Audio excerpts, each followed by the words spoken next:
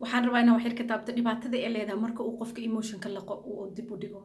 waxaa jirto cuntadii Allah subxaanahu wa ta'ala wuxuu noogu talagalay inaan cunno ee dhanka kale ka soo baxaan oo si healthy-gana loogu talagalay.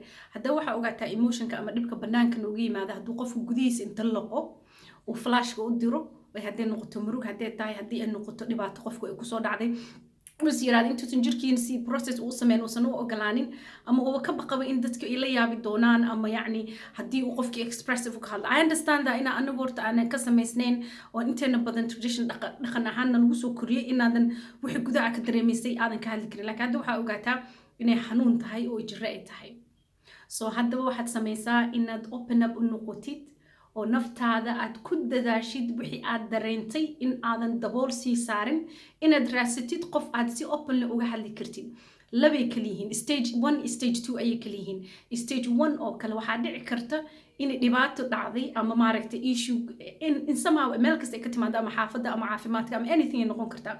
issuegaas sida adiga processka u samaysay qof walba guriga ka mid ahna qof walba si gaar ah ayay u saameynaysaa u taabanaysaa. haddii adigu ka warbi karto waad ka duwan tahay waxaa dhici karta inaad sensitive kaga tahay qofka kale oo guriga iskula nooshihiin in adiga aad u qaadatay si serious la qofkii kalena uusan hore uga gudbin uusan maaragtay dush iska sii saarin uusan qalbigiisii process u ku dhihin. marka waxaa laga rabaa inaad dhageysatid. markaad dhageysatid waxaa kuu sahlanaanayo inaad ogaatid inaad u ogolaatid inaa waxa systemkaaga aysan ku raagin.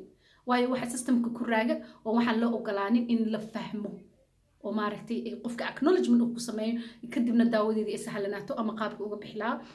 Assalaamu calaykum waraxmatullahi wabarakaatu.